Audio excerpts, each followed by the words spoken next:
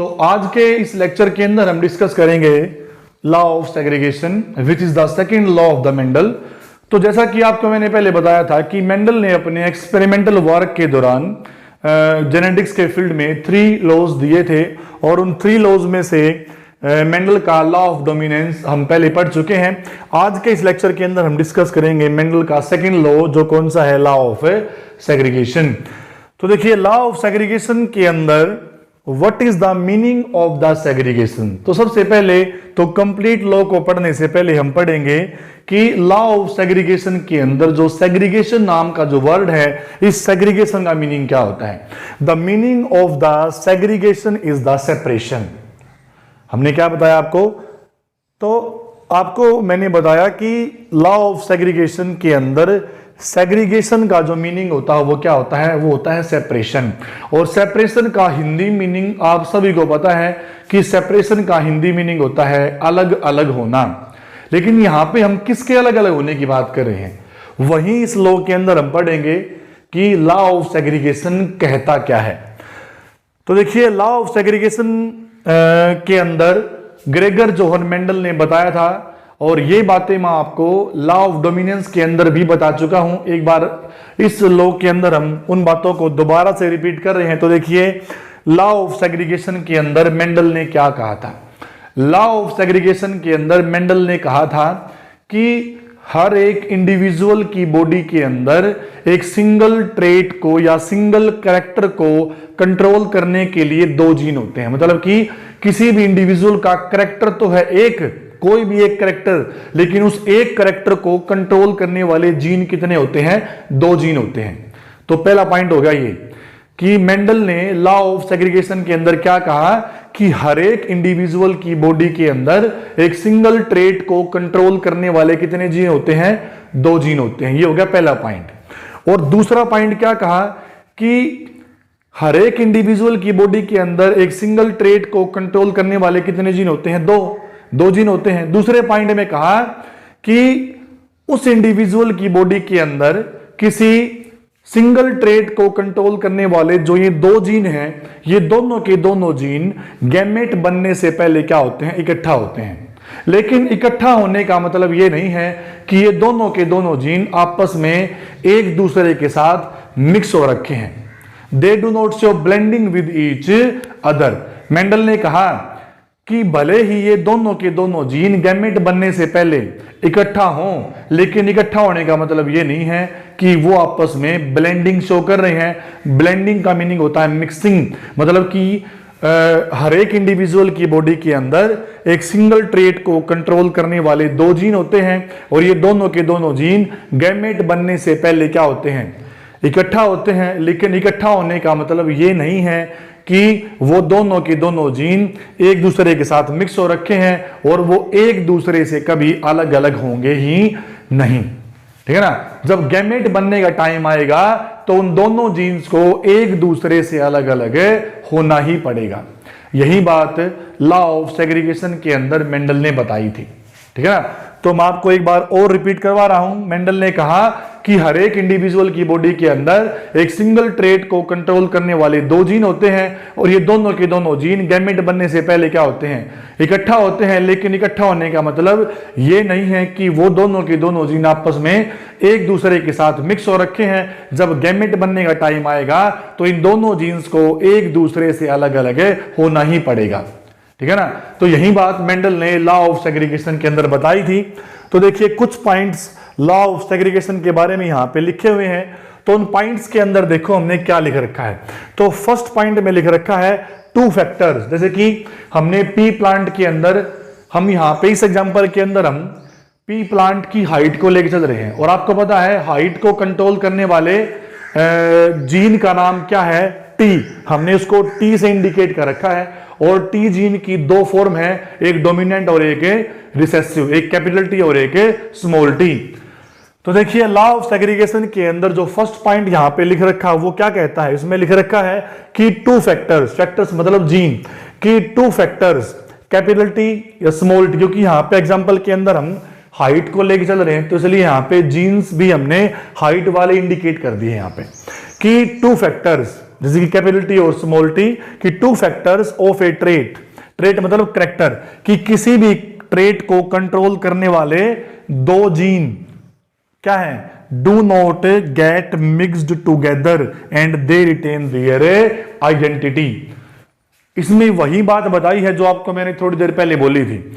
इसमें बताया कि भी किसी ट्रेट को कंट्रोल करने वाले दो फैक्टर क्या होते हैं, आपस में कभी वो मिक्स नहीं होते। मतलब कि गैमेट बनने से पहले भले ही वो इकट्ठा हो, लेकिन इकट्ठा होने का मतलब ये नहीं है कि वो दोनों के दोनों क्या होंगे, आपस में मिक्स हो जाएंगे।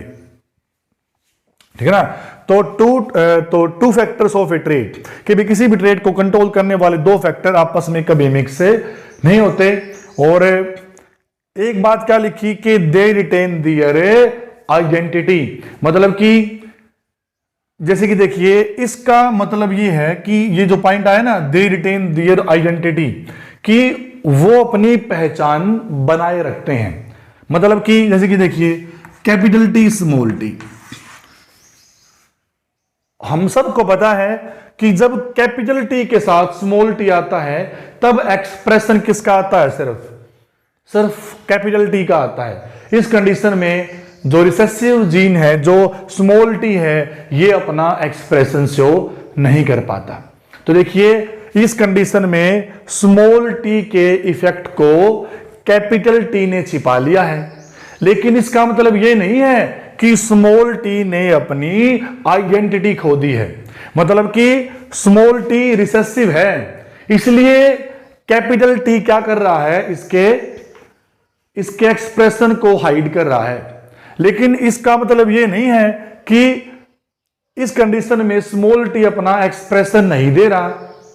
इसका मतलब यह नहीं है कि स्मॉल टी ने अपनी आइडेंटिटी खो दी है।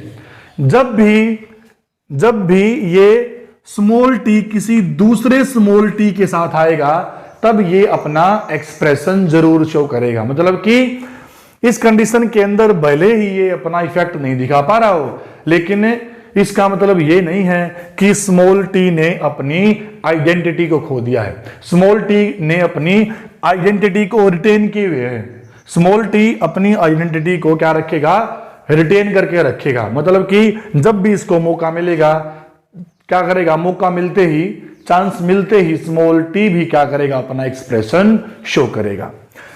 तो इसका दूसरा पॉइंट ये कहता है कि during the gamete formation two factors of A trait separate from each other and goes two gametes. तो देखिए जैसा कि आपको मैंने पहले भी कहा था कि एक सिंगल ट्रेट को कंट्रोल करने वाले दो जीन्स होते हैं और वो दोनों के दोनों जीन गैमेट बनने से पहले भले ही इकट्ठा हो, लेकिन गैमेट बनने के दौरान उन दोनों के दोनों फैक्टर्स को, उन दोनों के दोनों जीन्स को एक दूसरे से अलग अलग होना ही पड़ेगा। और वो दोनों के दोनों जीन, दोनों के दोनों फैक्टर एक दूसरे से अलग अलग होने के बाद अलग अलग गैमेट्स के अंदर क्या होंगे, वो चले जाएंगे। ठीक है ना। और थर्ड पॉइंट के अंदर कहा कि गैमेट्स आर ऑलवेज प्योर, कि जो गैमेट्स होते हैं वो हमेशा प्योर होते हैं। तो गैमेट्स आर ऑलवेज प्योर, इसका मीनिंग क्या है, प्योरिटी ऑफ गैमेट्स क्या है। आपको मैंने बताया कि गैमेट्स नेचर में हैप्लॉइड होते हैं और गैमेट्स के हैप्लॉइड होने का मतलब ये है कि गैमेट्स के पास एक सिंगल जीन की सिर्फ एक ही कॉपी होती है।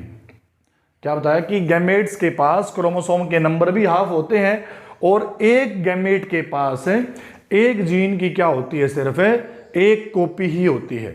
ठीक है ना। और इसका मीनिंग क्या है, जैसे कि ह्यूमन बीइंग के केस में लगभग 20,000 जीन हैं, तो एक गैमेट के अंदर उन 20,000 जीन की क्या मिलेगी, आपको सिंगल कॉपी मिलेगी। ठीक है ना। तो देखिए इस लॉ ऑफ सेग्रीगेशन को हम एक क्रॉस के तरह समझेंगे। तो लॉ ऑफ सेग्रीगेशन को मेंडल ने समझा था with the help of the mono hybrid cross. और हम पहले डिस्कस कर चुके हैं कि what is the meaning of the mono hybrid cross. एक ऐसा क्रॉस जिसमें हम एक टाइम में सिर्फ एक ट्रेट के इनहेरिटेंस को ही पढ़ें। ठीक है ना। एक ऐसा क्रॉस जिसमें हम एक टाइम में सिर्फ एक सिंगल कैरेक्टर के इनहेरिटेंस को ही पढ़ें, ऐसे क्रॉस को ही क्या बोलते हैं, it is called as the mono hybrid cross. तो देखिए इस क्रॉस के थ्रू लॉ ऑफ सेग्रीगेशन आपको और भी ज्यादा अच्छे से समझ में आएगा। तो देखिए यहां पे हमने एक तरफ ले लिया प्योर टोल प्लांट और दूसरी तरफ ले लिया प्योर ड्वार्फ प्लांट। तो एक तरफ हमारे पास क्या है, प्योर टोल प्लांट, और एक तरफ हमारे पास क्या है, प्योर ड्वार्फ प्लांट। तो ये होगी हमारी, this is the parental generation. ठीक है ना। तो यहाँ पे हम हाइट के इनहेरिटेंस को पढ़ेंगे कि जो हाइट है वो पेरेंट्स टू ऑफस्प्रिंग कैसे पास होगी। अब यहाँ पे ये प्लांट है प्योर टोल, इसके पास दोनों टी कैसे हैं, डोमिनेंट फॉर्म के हैं, द कैपिटल टी, और ये है प्योर ड्वार्फ प्लांट, यहाँ पे दोनों जीन कैसे हैं, small T and small T. ये पेरेंट होमोजाइगस डोमिनेंट है टी जीन के लिए, ये पेरेंट होमोजाइगस रिसेसिव है टी जीन के लिए। मतलब कि ये पेरेंट, ये वाला जो प्लांट है ये टी जीन के लिए होमोजाइगस डोमिनेंट है, और ये वाला जो प्लांट है ये टी जीन के लिए होमोजाइगस रिसेसिव है। अब गैमेट, अब इसमें क्या बताया, वही बात तो बताई थी कि हर एक इंडिविजुअल के अंदर एक सिंगल ट्रेट को कंट्रोल करने वाले कितने फैक्टर होते हैं, 2। जैसा कि इस प्लांट में आपको दिखा रखा है, ट्रेट है एक, क्या, हाइट, और हाइट को कंट्रोल करने वाले जीन कितने हैं, 2। पहला भी कैपिटल टी की फॉर्म में है और दूसरा भी किसकी फॉर्म में है, कैपिटल टी की फॉर्म में है। और यही कंडीशन इस प्लांट के अंदर भी है। इस प्लांट के अंदर हाइट को कंट्रोल करने वाले कितने जीन हैं, 2। पहला भी स्मॉल टी की फॉर्म में है और दूसरा भी स्मॉल टी की फॉर्म में है। तो क्या बताया था, ये पॉइंट क्लियर हो गया ना हमारा कि किसी भी इंडिविजुअल की बॉडी के अंदर एक सिंगल ट्रेट को कंट्रोल करने वाले फैक्टर कितने होते हैं, 2 होते हैं। 2 फैक्टर हैं, 2 इसके अंदर है और 2 इसके अंदर हैं। साथ में क्या कहा था कि और ये दोनों के दोनों जीन, ये हमारे क्या है, ये गैमेट्स हैं, ये भी गैमेट्स हैं और ये भी क्या है, गैमेट्स हैं। ये गैमेट्स इस प्लांट के द्वारा बनाए गए हैं और ये गैमेट्स इस प्लांट के द्वारा बनाए गए हैं। और आपने क्या नोट किया, गैमेट्स के बनने से पहले ये दोनों के दोनों जीन क्या है, एक साथ हैं।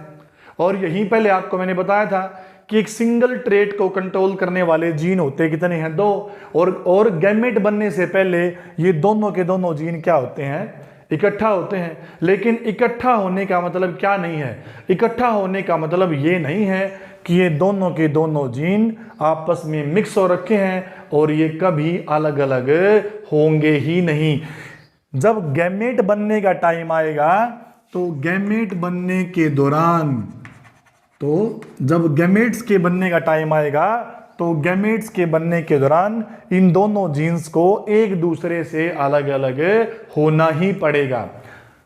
तो गैमेट बनने के दौरान ये दोनों के दोनों जीन्स क्या हो गए, एक दूसरे से सेपरेट हो गए, और यहाँ पे भी ये दोनों के दोनों जीन एक दूसरे से सेपरेट हो गए। ठीक है ना। अब हम करवाएंगे क्रॉसिंग। तो कैपिटल टी, स्मॉल टी, और ये क्रॉस करवाने के, ये क्रॉस हम आपको पहले करवा के दिखा चुके हैं और आपको पता भी होगा कि क्रॉस कैसे करवाते हैं। ये क्या आ गई हमारी, ये है हमारी F1 जनरेशन।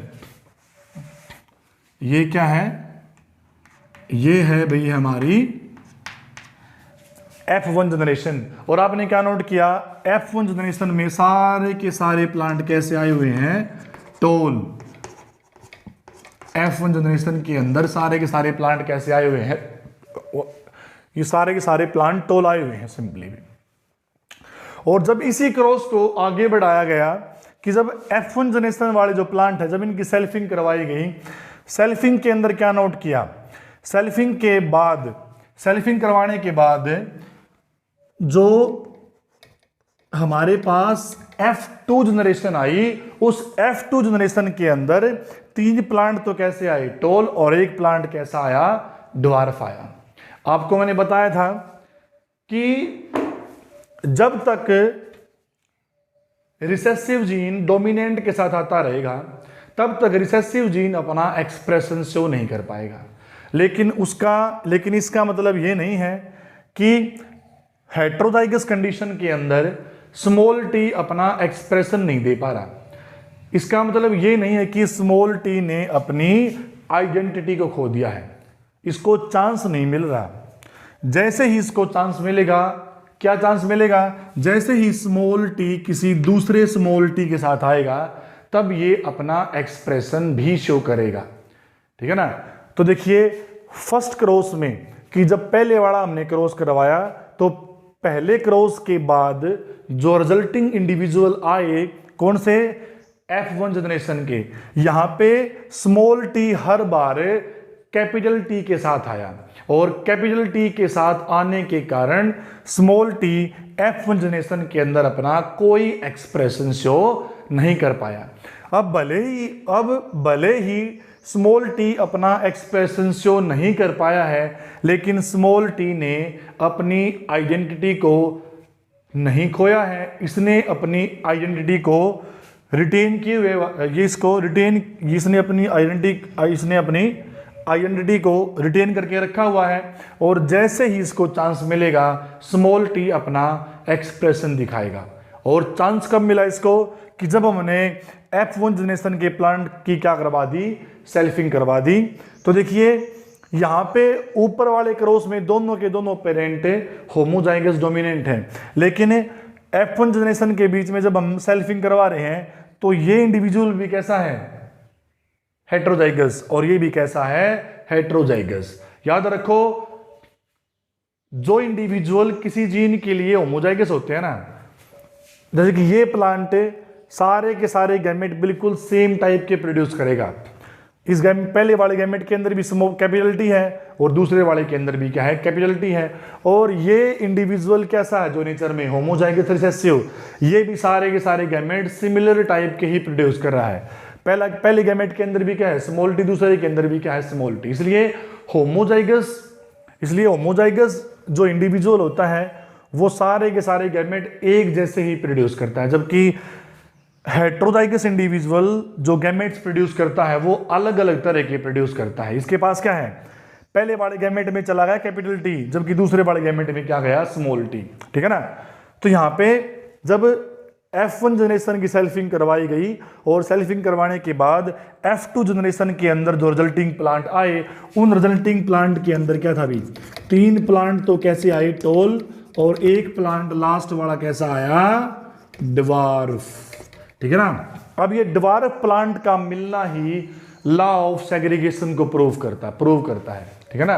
अगर गैमेट्स हमेशा इकट्ठे रहते और अगर जीन्स हमेशा इकट्ठे रहते और गैमेट्स बनने के दौरान अगर ये अलग अलग कभी होते ही नहीं, तो रिसेसिव जीन को अपना एक्सप्रेशन शो करने का चांस भी कभी मिलता ही नहीं। इसलिए क्योंकि गैमेट बनने के दौरान जो फैक्टर्स हैं, जो जीन्स हैं, वो एक दूसरे से सेपरेट हो जाते हैं और सेपरेट होके अलग अलग गैमेट्स के अंदर चले जाते हैं। और जब अलग अलग गैमेट्स के थ्रू जब इनकी मिक्सिंग होती है आपस में, तब अपनी पेयरिंग के हिसाब से क्या करते हैं, ये जो जीन्स है अपने एक्सप्रेशन को शो करते हैं।